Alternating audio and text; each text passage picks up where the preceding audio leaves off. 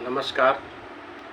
सबसे पहले मैं चेतना, किस्से, कहानियाँ, कविताएँ मंच को सादर नमन करता हूँ। दोस्तों, आज मैं फिल्म जगत के दिग्गज गीतकार साहिर लुधियानवी मसौदी साहब के मशहूर गीत चलो एक बार फिर से अजनबी बन जाए हम दोनों की कुछ पंक्तियाँ आपके साथ साझा कर रहा हूँ।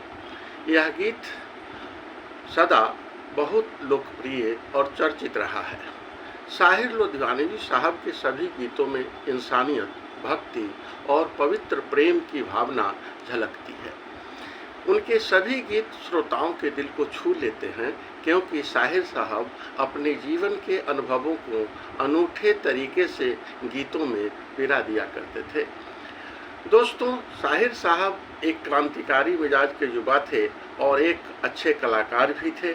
1944 में एक मुशायरे के दौरान उनकी मुलाकात मशहूर साहित्यकार अमृता प्रीतम से हो जाती है। पहली मुलाकात में ही दोनों एक दूसरे को दिल दे बैठते हैं। उनके प्यार में वासना नहीं, स्नेह था, अल्हड़पन नहीं, समझदारी थी। दोनों एक दूसरे को बहुत चाहते थे, लेकिन संकोचवश किसी ने जीवन साथी बनाने का पहल नहीं कर सके। 1959 में उनके प्यार में एक तीसरे व्यक्ति चित्रकार इमरोज का प्रवेश हुआ। अमृता प्रीतम इमरोज को बहुत प्यार करती थी और साहिर साहब अमृता को। इमरोज और साहिर साहब अच्छे मित्र भी थे। तीनों के बीच प्रेम का त्रिकोण बन गया। तीनों ने अपने प्यार में त्याग और समर्पण का अद्वितीय उदाहरण पेश किया। तीनों के बीच प्रेम की अविरल धारा बहती रही और तीनों प्यासे के प्यासे रहे।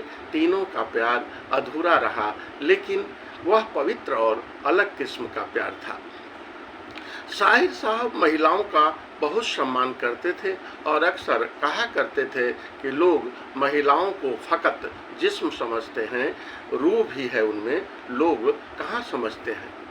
अपने दिल की वेदना को वे बहुत ही बारीकी से व्यक्त किया करते थे और संगीत रचने की अद्भुत क्षमता थी।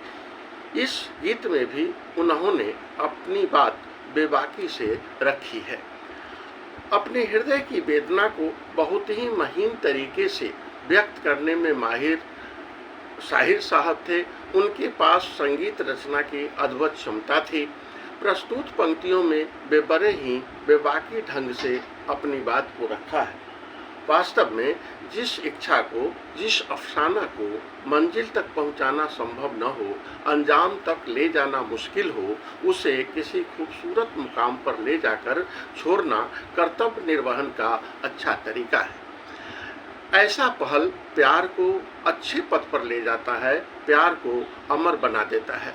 दोस्तों, समय की कमी के कारण मैं अब अपनी बात यहीं समाप्त करता हूं और मंच को फिर एक बार और नमन करता हूं। धन्यवाद।